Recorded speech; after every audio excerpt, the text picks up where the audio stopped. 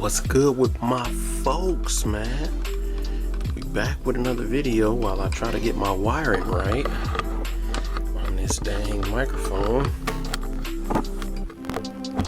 Okay. Can y'all hear me? Can y'all hear me? Testing 1 2. Skip to my Lou. Blues Clues is for you. All right. So by the title of the video, you can see this gun, my dream gun, dream project, is unshootable. Now, is it broken? No. Is it out of spec? No. Does it work? Yes. But why do I say that it's unshootable? A couple reasons. Mainly stuff that I can go into, that I will timestamp in the video probably. But let me get into some stuff, how this came about, how it started and stuff like that, and then we'll get into the finer details. So, how it started.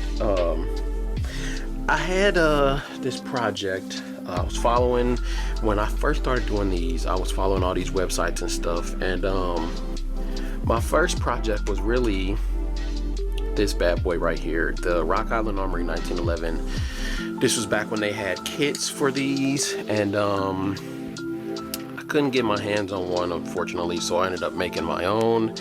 And I think this one turned out pretty great, but it wasn't really my dream gun. It was really what started the whole process for me, and it was basically what was available at the time, which these are like unobtainium right now. You can't even find them nowhere, and if you can, good luck getting it. But this was like what started off. I was like, that's pretty interesting. That's what started basically the curiosity for me, was this project. And then I was like, I need something. I saw Tactical Toolbox's video, which is what this is inspired from, and I was like, I want something smaller, something compacted. And that was when Extreme Shooters had made this VIP grip, the smaller reduced grip, and basically what this is it doesn't have this mag well piece on there. It's just without that, and it fits flush with these 120 millimeter or 16 rounders, and I got the bobtail on the back of mine to make it fit better in my pants and stuff like that. But added a red dot. This didn't come out till years later. I didn't have a red dot on this for the longest time, and this isn't how this is gonna stay, but this is just your idea. You can get the size difference. This is a 4.25 barrel. I don't know how long this grip is, but I know it's cut short, and it cannot accept the mag wheel. Sorry, I've had this. This was the first grip I got to actually pair with my first project, but we'll talk about that in the restoration series for that. If you go back to restoring our old project video, I'm talking about that a little more, but this is where it really all started. This was my first completed, functioning flawlessly frame and stuff, but I still have 2 things I need to do to this as well. Stipple the grip, and then what's it called, when you tune the springs. I gotta tune all the springs, and I'm learning more about that as I go, but as you can see right now, this thing is thinging. You can see that red dot right there. This thing's good to go right now though. It's still shooting, but I do have to tune it so that the recoil, instead of when I shoot it, it comes down and then I dip a little bit. I want it to just go boom and then return straight to battery, like boom, boom, boom, boom, boom, boom. And that's the problem I'm having with this. As well as you can see I have the flat trigger on this, and on this one I have the medium, and that kind of makes it hard when I'm pulling the trigger, because I have to reach around, and sometimes I'm pulling it when I'm trying to push it back, I'm actually tugging it. You can see that, and when I'm tugging it like that, it makes it so that it's like kind of a delayed reaction when I'm pulling it, and it also is pulling my shots to the right. And so that being said, I still have to tune this and make it so that it doesn't dip down when I'm shooting it as well. It's coming back to return pretty well, but I'm actually using a Commander spring, so I don't know if I have to shorten these springs or I have to get a different poundage, but that's why I bought this. Dun, dun, dun, dun, dun, dun. Bought this this tune pack from Columbus. Anyways, you got all these springs, and I always thought that the longer springs were always the higher powered one, but no, that's inaccurate, and I can attest to that, because actually in this case the smaller springs are the most powerful ones in some cases. So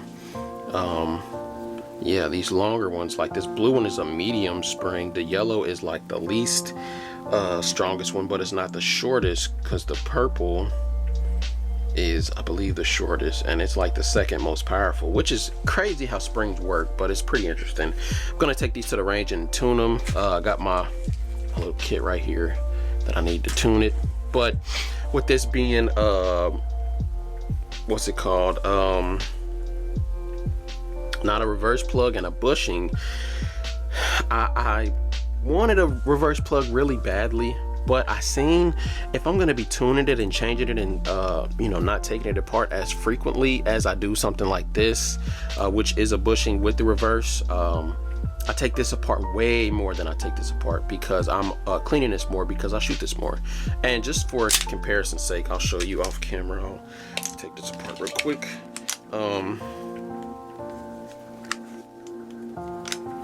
Show you how dirty this is in comparison. So and I did put about 250 through this. I put about 600 through this, and you can see this is without either of them being cleaned as well. You can see how dirty these are. And like I said, I shoot this way more. I've been shooting this because I've been testing this more than this, because if I want to call it my CCW, I gotta put I put at least 1,000 rounds through this thing. And you see, this is the benefit of the reverse plug. Boom, and I just dropped that free. But I'm not really gonna be doing this as much. Once I get that spring tuned, it's gonna be pretty much a wrap for this. It's gonna just stay in there. But for this, instead of using that, I just basically use this and turn it and then let it fly out. Nah, not really fly out, fly into my hands, but boom. So once I have it like this, I basically just take the spring out, put a new one, guide rod, bang over it, and then I'm just boom. I get it to that safe spot right there. Hold pressure on that, and then boom. And then that's how I'm doing this. And I do need a tool for this. Yes, you don't need one for the toolless, but it would be harder with the toolless, because I'd have to take it off of the toolless every time and then re-spring it every time. So that's, you know, extra steps that you don't have to do when you could just do it fast like I just did it. But I digress. What was the purpose of me starting this project? I saw something on YouTube that I liked, and I wanted to see if it was possible for me to do it. Simply put, I wanted to see, you know, the guide rod, the reverse guide rod was like the peak of engineering at the time. And that was really what got me interested. Like, and they still don't include the reverse guide rods in a lot of 1911s. Like, I don't think the new Oracle 2011 has one. I know most Staccatos do have it, do include it. Atlases do have it because they make their own now. But a lot of other ones like the Prodigy doesn't. I know a lot of the higher class custom ones do. Sometimes they don't though. The Phoenix Trinity, sorry. I know some of theirs do, some of theirs don't, but that's like the peak of engineering. And I was like, I want to start this project just so I can have that. And that was the first thing I bought. The first part that I bought was, as soon as they went on sale, this is the Atlas one. As soon as they went on, not the Atlas, sorry, this is the non-Atlas one. I think this is the STI one, or the Dawson. That's right, the Dawson. As soon as I went on sale in black, I needed it, I wanted it, and I had it, and it's been legitness ever since. But you know, like I said in the previous one of my videos, each one of my guns serve a purpose. This is really like a winter / shoulder carry holster, the same purpose that I do when I have my frame on this. I'm ordering a new slide and stuff for this, and I'm getting it Cerakoted. That's why it's not here, but they're both going to serve the same purpose. Full sizes, I cannot conceal them in the winter or in the summer. I just can't do it. That's not me. It's just too long. Like, that's just not my purpose, and I wouldn't want to. Maybe it'll be like a car gun or a backpack gun or something like that. Those can be, or my nightstand gun. But even still, I'd rather combine 2 rolls if I can than have one specifically for only 1 roll, if that makes sense. I can have them multi-purpose, but have them designated for multi-purposes, I guess, if you catch my drift. Like my CCW, I can also have that be my nightstand gun. It doesn't have to be, but I'd rather have it because I can just boom, pop it out the holster, put it on the nightstand, and then when I'm ready and dressed in the morning, ready to go, boom, put it back in the holster, you know? Serving 2 purposes, but it can live in the same spot. You know what I mean? Just my personal opinion, just my take on stuff, you know, don't sue me in the comments. But once I completed this, and I'm still pretty salty about that trigger thing. I didn't know. It's not really a lot of information about the trigger sizing on there. And I put up a video a while back where I'm talking about the trigger size. And look up Atlas Firearms, their trigger sizing video. That'll show you what size trigger you need, and you got to measure from like the tip to, you know, measure that. Me personally, I thought I had big hands, but apparently I have a small wingspan from my hands, or finger span, whatever it's called. And I needed the short flat. That's what I need. That's what works better for me. And I'll show you why. Because when I'm grabbing this, right, you can see I'm bending just the top knuckle, and the bottom or the middle knuckle is it's not at the fulcrum. It's not. My finger isn't flat. It's supposed to be flat when you're shooting it because it relieves all of this off of all the tension and stuff. It stops the pulling. Like, this is just me pulling the trigger, and you can see how much it's moving, right? See that? Now, let me, and don't try this at home, folks. You know, they say don't dry fire 1911s because of obvious reasons, but I do it anyway because it's mine, and shut up. By the way, I can fight in the comments, so say what you want. But you can see for this trigger, now you can see unloaded for your safety Nazis. You can see my trigger finger is flat. So only thing I'm moving is basically the tip of my finger instead of anything else, and it's barely any, if any, minimal movement. Now that's just me hitting on the top. If I hit on the middle, dead smack on the middle, there's no movement at all, if any. No pulling, no nothing. Just observation, you know. So once I change out this trigger and get it tuned, then we can start the testing. But I did still take it to the range, and I do still have shooting footage for you guys. So, you know, what are my complaints about this project, if I had any? If I had to do the good and the bad. The good is it costs way less than if I would have paid someone to do it. I'd say low $1,000. The big parts that you have to get if you're not really upgrading anything is frame, slide, and grip. And then if you want to really do it right, barrel. Because I didn't get this barrel for accuracy. This was the eBay barrel. I think it came from I want to say Fusion, but it's still a nice barrel, still a nice, very nice barrel, still pretty accurate. And I actually have the accuracy right here. These was the Iron Sights shot group. Look at that. This is before I even sighted it in. That thing was, yeah, that's pretty good group if I do say so myself. Took my time and, you know, everything like that. So. And I was shooting at about 10 yards for those who were curious. About 10 yards. Yeah, I think I did pretty good on that.